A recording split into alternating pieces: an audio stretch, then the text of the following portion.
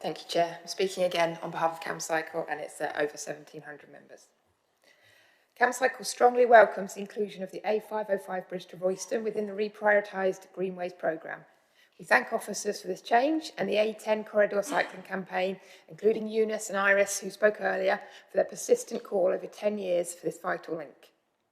Around a quarter of cyclist fatalities occur at junctions, and providing safe crossings is essential to breaking down barriers to cycling for people of all ages and abilities. However, we are concerned that this dedication to providing safe junctions is missing from the Greenways programme as a whole. Too many of the routes are being watered down, leaving dangerous crossings, substandard widths, and paths that simply won't be good enough to tempt people out of their cars.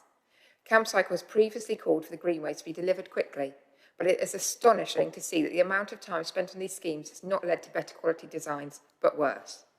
Now the GCP is clearly sacrificing quality and safety for speed, and this is not right. If the GCP continues to refuse to engage properly with stakeholders and residents before designs that are not compliant with LTM 120 are baked in, then the process must be paused. Officers must adjust their designs, and board members must not vote through substandard schemes. Routes must be safe and accessible for all.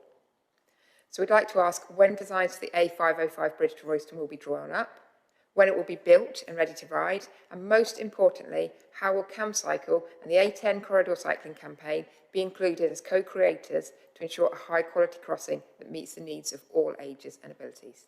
Thank you. In terms of Camcycle's question, I don't think it's fair to say we're watering things down. I think it's fair to say that we've gone out for a lot of consultation on the Greenways in the last 18 months, and guess what? Not everybody agrees. So what we have to do is to take that balanced approach. We will continue to meet with Camcycle. We will continue to meet with a non-motorised user group, particularly around the A505 bridge and the remaining elements of that consultation. And we welcome the challenge that is put to us in terms of doing that.